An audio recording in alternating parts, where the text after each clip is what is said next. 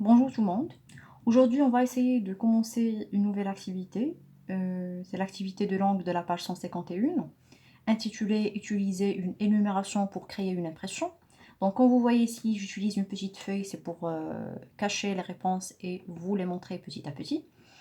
Mais avant de commencer l'activité, on va essayer de faire un petit rappel de ce qu'est une phrase en français.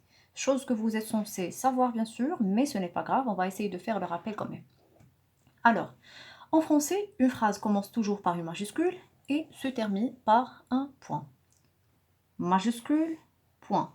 Je veux partir à l'école. On a commencé la phrase par majuscule et on l'a fini par un point. Puis, on va parler aussi de ce qu'est une phrase verbale. Donc, la phrase verbale peut se composer soit d'un sujet et d'un verbe, ou bien d'un sujet, d'un verbe et d'un complément. Donc ça doit être compris. Parfait, maintenant on va essayer de commencer notre activité. Donc s'il vous plaît, suivez avec moi. On va essayer de lire l'extrait A et l'extrait B. Donc A, ils cherchèrent dans les plis de la robe, dans les plis du manteau, dans les poches, partout. Extrait B, il se rendit à la préfecture de police, aux journaux pour faire promettre une récompense aux compagnies de petites voitures, partout où un soupçon d'espoir le poussait. Ma question est, combien de phrases avons-nous dans ces deux extraits? Pensez, la réponse est très facile. C'est bon, vous avez répondu? Alors, je vais vous afficher la réponse. Voilà. Donc, nous avons une seule phrase dans chaque extrait. C'est-à-dire, dans l'extrait A, on a une seule phrase et dans l'extrait B, on a également une seule phrase. On passe maintenant à la deuxième question. Pardon. Dites-moi combien d'actions avons-nous dans chacune de ces phrases? C'est-à-dire, dans la phrase A, on a combien d'actions et dans la phrase B, on a combien d'actions?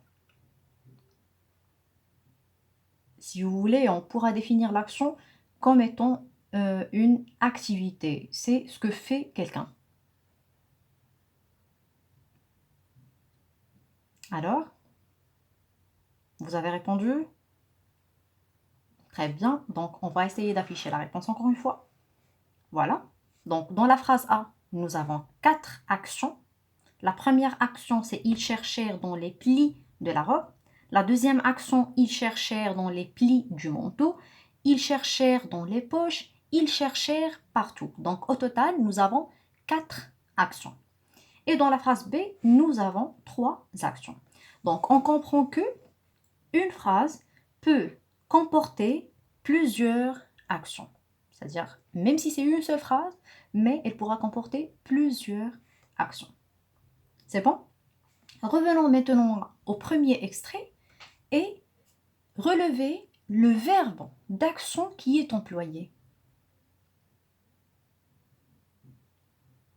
C'est bon, vous l'avez relevé? Très bien. Regardez avec moi maintenant le deuxième extrait. Quel est le verbe employé? C'est bon? Très bien. Donc, le premier extrait, on a employé le verbe chercher.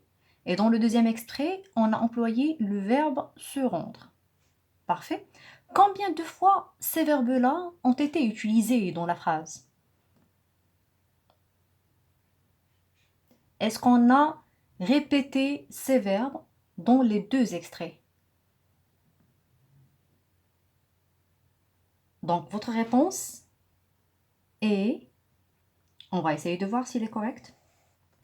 Alors, dans la phrase A, nous avons employé le verbe chercher une seule fois. Et dans la phrase B, nous avons employé quel verbe? Très bien, c'est le verbe se rendre. On l'a employé aussi une seule fois. C'est bon? Donc, pourquoi à votre avis?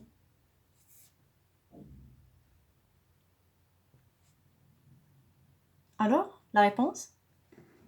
Très bien, la réponse elle est très facile. C'est pour éviter, voilà, pour éviter